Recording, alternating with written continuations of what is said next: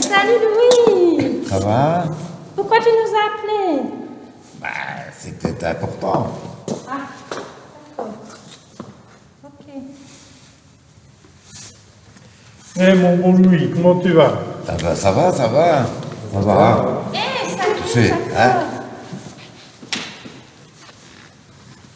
Bonjour tout le monde. Hey, Salut. En forme? Ça va.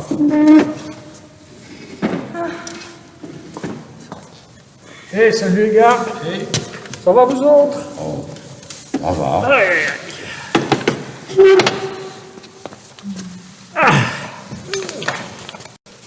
Et ton pied, Anne-Catherine, comment ça va? Oh ben regarde, en pleine forme, hein. Cool, hein? Tout va bien maintenant, Bah hein. oui, c'est bien. il était temps, hein? Ça a duré assez longtemps. Ça, qui dit? Mais, dans le fond, cette célébration, on en est où dans l'année liturgique? Attends. On est dans le temps ordinaire, ça va être le 3e dimanche, je pense.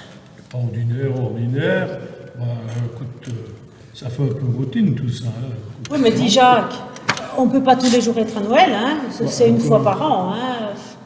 La routine, ici, pour l'instant, on fait dormir, coucher, on dort, on mange, et puis voilà, et ça tourne en rond, on va travailler, on fait rien d'autre. Oui, mais pour l'instant, ça fait vraiment routine. Hein. Et on peut plus aller voir qui que ce soit. Puis voir nos potes, nos amis. Jésus était en Galilée. Simon et André, le frère de Simon, étaient en train de jeter le filet dans la mer, car c'étaient des pêcheurs. Jacques, fils de Zébédée, et son frère Jean, eux étaient dans la barque et réparaient le filet. Même l'évangile est ordinaire. On fait chacun ses petites affaires. Ou, méfie-toi, avec Dieu, on ne sait jamais. Toi, Michel, je parie que tu sais déjà ce qui va se passer. Tu as une petite idée derrière la tête, je le vois à ton petit air, hein. Ça se voit tout de suite.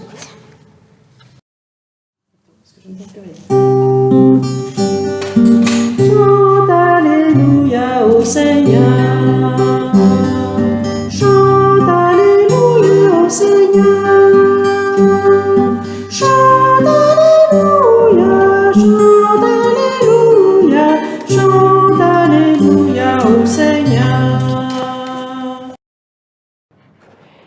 Jésus parcourait la Galilée pour proclamer l'évangile de Dieu.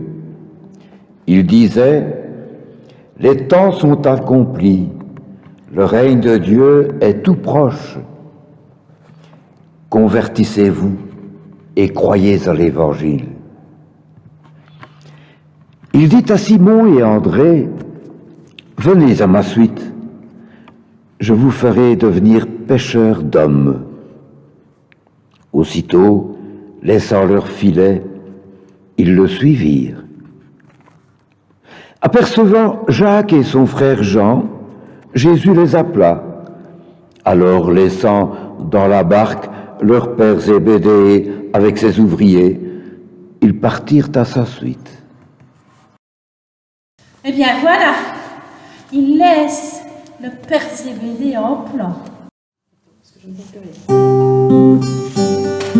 Chante Alléluia au Seigneur. Chante Alléluia au Seigneur. Chante Alléluia, chante Alléluia, chante Alléluia au Seigneur. Ah là là, ben oui, c'est vrai que quand Jésus passe, eh bien, tout sort de l'ordinaire. C'est On peut incroyable. dire qu'avec lui, l'ordinaire devient extraordinaire. Oui, c'est comme ça avec Dieu. Oui, mais écoute, attends, ce que je veux dire, c'est juste dans cette lecture-ci. Ouh, je crois qu'il y a d'autres exemples qu'on pourrait trouver très facilement. Lecture du livre de Jonas. Mais ça tombe bien, on a justement un exemple cette fois-ci, C'est l'histoire du livre de Jonas. C'est une belle histoire, ça. Oui, c'est une très belle histoire. C'est un peu comme un conte pour les enfants, finalement. Ben, c'est pas sérieux, ça. Justement, c'est pas l'histoire avec la baleine. Oui, très juste, Laurence.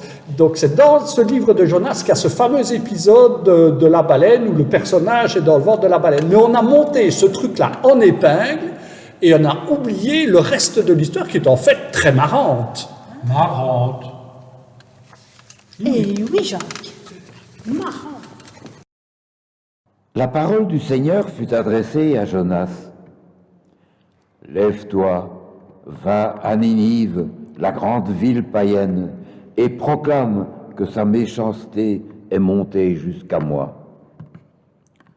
Jonas se leva, mais pour s'enfuir à Tarsis, loin de la face du Seigneur. Mais qu'est-ce que ça a de marrant? Ah, tu ne connais pas l'histoire? Attends, on va la raconter. C'est pas très long, c'est pas le livre d'Isaïe, hein, Jonas. Ça prend maximum 3-4 pages dans la Bible, donc on peut y aller, là. Il y avait un petit prophète en Israël. Il s'appelait Jonas. Il faisait honnêtement son boulot de prophète au milieu de son peuple, qui était un tout petit peuple au milieu des grandes nations païennes. Et voilà que Dieu lui demande un truc qui le fait paniquer. Tu vas aller à Ninive. Ninive, la capitale de l'empire le plus dangereux pour Israël. C'était risquer inutilement sa vie. Mission impossible. C'est déjà difficile d'être prophète en Israël, mais Ninive était une ville énorme. Il fallait 3 jours pour la traverser. Et Jonas fait la sourde oreille à cet appel et s'embarque sur la Méditerranée pour se diriger vers Tarsis, dans la direction opposée de Ninive, vers l'ouest, alors que Ninive se trouve à l'est. Mais voilà qu'une tempête violente se lève sur la mer. Jonas fait rapidement le lien, comme nous le faisons souvent d'ailleurs.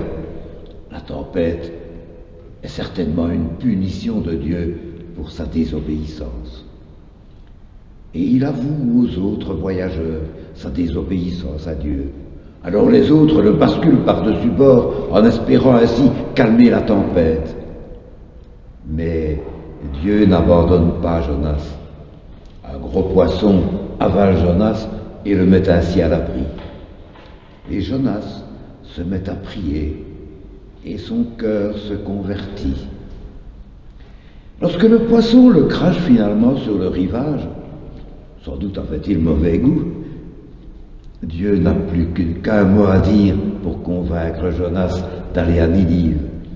Et, merveille, en un jour, toute la ville est convertie.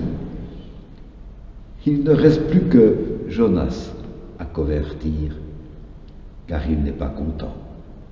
Vexé qu'il est à cause de la miséricorde de Dieu, qui est toujours prêt à pardonner, il se retire hors de la ville. Mais il fait chaud, ce qui le fait encore râler davantage. Alors Dieu fait pousser un arbuste, un ricin, pour donner de l'ombre à Jonas. Jonas est content. Mais Dieu s'arrange pour que le ricin crève. Alors Jonas est vraiment furieux. Et c'est là que Dieu lui dit: tu rames pour ce ricin pour lequel tu n'as rien fait. Et moi, je ne me tracasserai pas pour cette foule de gens qui sont en train de se perdre et qui sont mes enfants, comme les enfants d'Israël.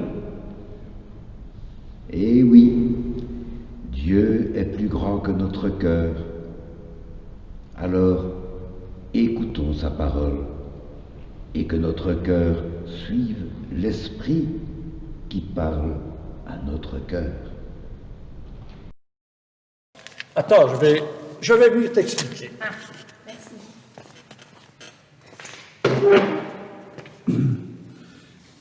Tu vois, ce qu'il y a, c'est que, l'appel de Dieu sort Jonas de sa zone de confort.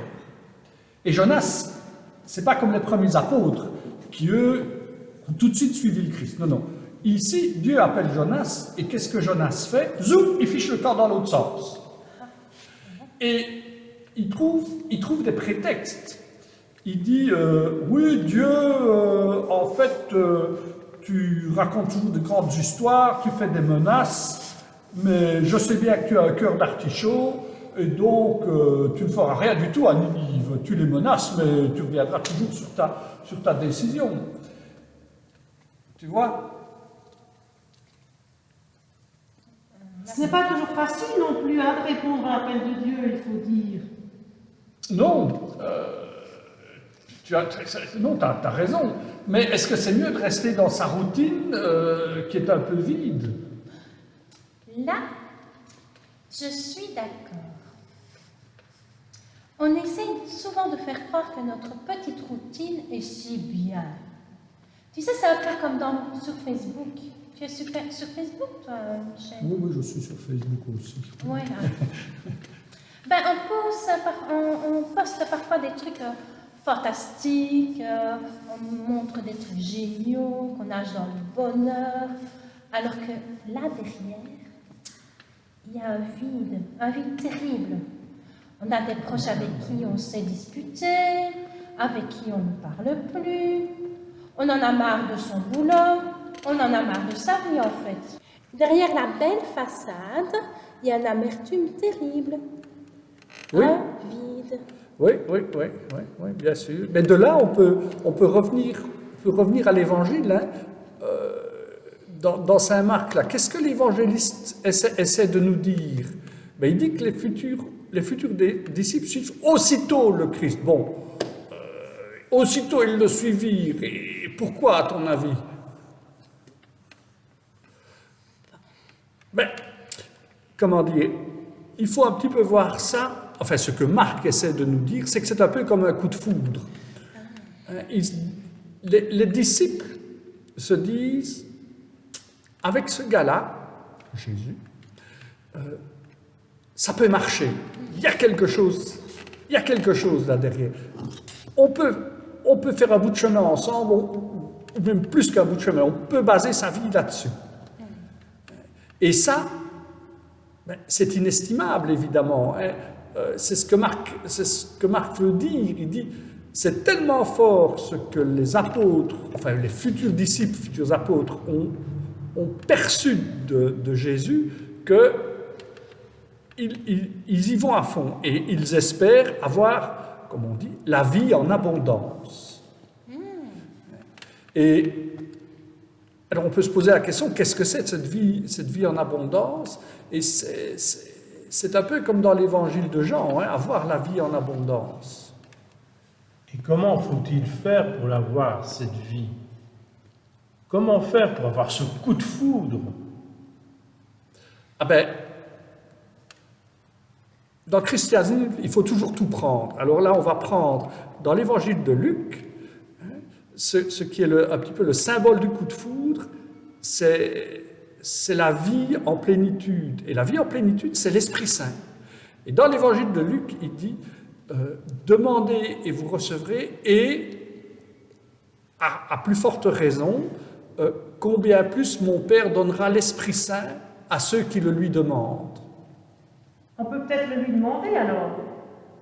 Ah, ça.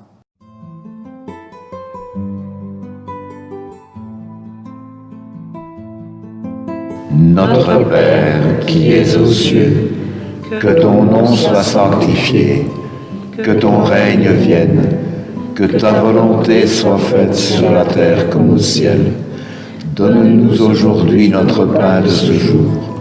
Pardonne-nous nos offenses, comme nous pardonnons aussi à ceux qui nous ont offensés. Et ne nous laisse pas entrer en tentation, mais délivre-nous du mal.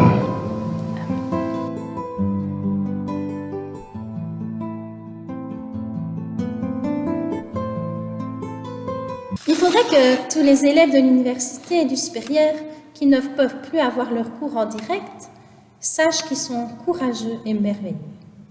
Ne perdez pas votre énergie. C'est vous, notre avenir. Nous savons que la vie étudiante actuelle n'est pas facile. Nous sommes tous en admiration devant votre détermination. Et les autres élèves, tu y as pensé? Oui, c'est vrai.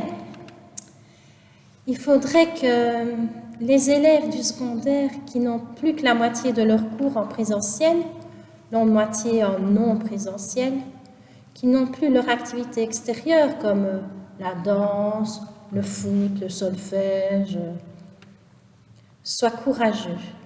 Nous savons que la vie sans vos potes n'est pas évidente. Gardez l'espoir de jours meilleurs. Laurence, et nous dans tout ça alors? Oui, c'est vrai. Ouais. Il faudrait peut-être qu'on ne se laisse pas aller. Mettons-nous dans notre quotidien le peps du Dieu vivant. Prenons le temps de nous poser les bonnes questions sur notre avenir. Ne nous décourageons pas, notre vie va retrouver de la vigueur. Gardons espoir vers des lendemains meilleurs. Et comment est-ce qu'on peut mettre du peps du Dieu vivant dans nos vies? Bon, peut-être en écoutant la parole de Dieu, ou en essayant de la comprendre. Oui. Ça peut nous mettre en route, non? Eh bien, en route alors! Allons vers notre quotidien. Allons-y tous. Allons-y!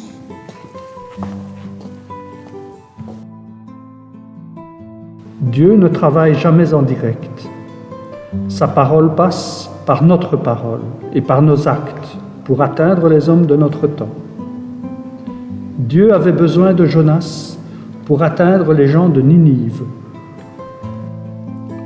Jésus lui-même, lui qui est le Verbe de Dieu, la parole concrètement vécue parmi les hommes. Lui aussi a eu besoin de ses disciples pour que sa parole continue à se répandre et que leur vie soit une bonne nouvelle pour ceux qui les croisent. L'Esprit continue à faire mûrir au cœur de tout croyant une parole vivante pour qu'elle soit reliée à la parole du Christ et devienne une bonne nouvelle active pour les hommes de leur temps. L'Église, communauté de croyants, est appelée à proclamer cette parole et à en faire une parole qui porte des fruits par les engagements de tous ses membres pour un monde meilleur. Enfin, tout être humain, dans son originalité, est porteur d'une parole de Dieu pour nous ouvrir à l'universel, au-delà de toutes les structures qui peuvent rétrécir la portée de la parole de Dieu.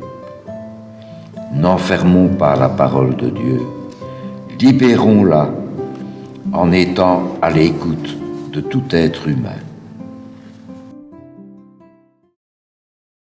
Et que le Seigneur, de toute bonté, plein de miséricorde, ce Dieu dont la parole est bienveillante et les actes pareils, que ce Dieu-là nous bénisse et nous accompagne, le Père, le Fils et le Saint-Esprit.